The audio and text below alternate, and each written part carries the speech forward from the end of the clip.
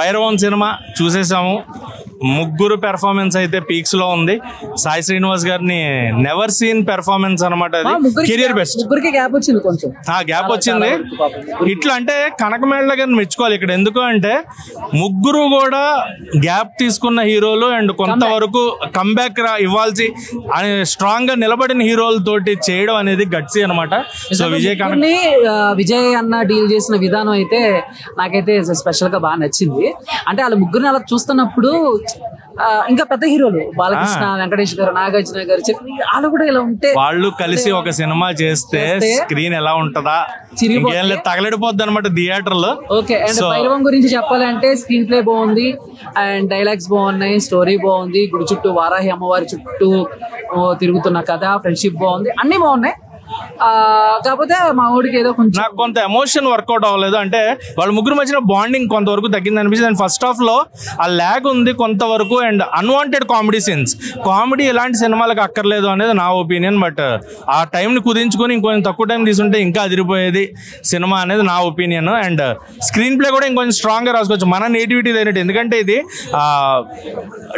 మనకి తెలుగులో తీసుకొచ్చిన సినిమా కాబట్టి, తమిళ సినిమాని రీమేక్ కాబట్టి కొంతవరకు మన తెలుగు నేటివిటీకి మార్చిన ఎక్కడో మనకు ఆ తమిళ్ ఫ్లేవర్ అనేది కొంత కనిపిస్తూ ఉంటది.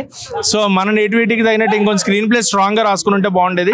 ఎమోషన్ వైజ్ సినిమాలకి అసందర్భంగా సాంగ్స్ కూడా సాంగ్స్ ఎఫెక్ట్. వెన్నెలా సాంగ్ ఒకటే నాకు వర్కౌట్ అనిపించింది. వెన్నెలా సాంగ్ అయినా వాట్ ఎవర్ ఏదైనా 2-3 సాంగ్స్ అంటే ఫస్ట్ వాళ్ళు ముగ్గురు సాంగ్ పక్కన పెట్టేసి మిగతా సాంగ్స్ కనుక చూస్తే అది కనుక అంటే అంత సీరియస్ సబ్జెక్ట్ లో సాంగ్స్ వచ్చేసరికి జనాలు ఇలా ఫోన్లు చేస్తారు మళ్ళీ. అవును. సో అలా రాకుండా ఇప్పుడు ఆ సాంగ్స్ వల్ల కూడా కనీసం అప్పుడు ఆ సాంగ్స్ లేకుంటే 1.5-2 కోట్లైనా బడ్జెట్ మనకు మిగిలిద్ది కదా. అదేదో అడిసేషన్కి ఇచ్చామనుకో కూడా సరే లాంటి ఇంకో సినిమా తీస్తారు. బట్ శ్రీచరణ్ పాకాల అన్న బ్యాక్గ్రౌండ్ మ్యూజిక్ ఎరగాడేశారు. అండ్ మనోజ్ అన్న పెర్ఫార్మెన్స్ అయితే బాబా పీక్స్ అనమాట. మనోజ్ అన్నకి ఇది స్ట్రాంగ్ కంబ్యాక్, మామూలు కాదు. డామినేట్ చేశారు స్క్రీన్ ని మొత్తం అంతా అల్లాడించారు. అండ్ నారా రోహిత్ అన్న చాలా settled performance. And Sai Srinivas అన్న నుంచి unexpected performance. So performances wise cinema అయితే పీక్స్. బట్ ఎక్కడన్నా నాకు కొంతవరకు ల్యాగ్ అనిపిస్తుంది. నాకైతే యావరేజ్ ఫిల్మ్ అని చెప్తా. బట్ మనోడికి ఏంటి అనేది అంటే ఇప్పుడు యావరేజ్ ఫిల్మే రేపు పొద్దున సూపర్ హిట్ ఫిల్మ్ అయితే అలాంటి చాలా ఉన్నాయి కాబట్టి ఆల్రెడీ. సో ఖచ్చితంగా భైరవం అయితే ఫ్యామిలీ ఆడియన్స్ కి, సో ఫ్యామిలీ ఆడియన్స్ అనకే కాదు, అటు మంచు మనోజ్ గారి అభిమానులకు కానీ, లేకపోతే రోహిత్ గారి ఫ్యాన్స్ కి కానీ, అండ్ మన బలం అన్న ఫ్యాన్స్ కి కానీ అందరికీ కూడా సినిమా ఖచ్చితంగా బాగా నచ్చుతుంది అనేది అయితే ఇస్ నా ఒపీనియన్. అండ్ 9 years తర్వాత మనోజ్ అన్నని చూడడం స్క్రీన్ మీద చాలా హ్యాపీగా ఉంది. ఆ పంచకట్టు, ఆ హుందాతనం అంటే చెప్తే మరి ఓవర్గా ఉంటుంది. డబ్బు కొట్టేస్తాం, డబ్బులు ఇచ్చారేమో అనుకుంటారు కానీ కొన్ని సీన్లు అలా నడుచుకుంటూ వస్తుంటే రామన్న మోహన్ బాబు గారు కనిపిస్తూ ఉంటారు మనకి కవలికల్లో గానీ, నడకలో గానీ.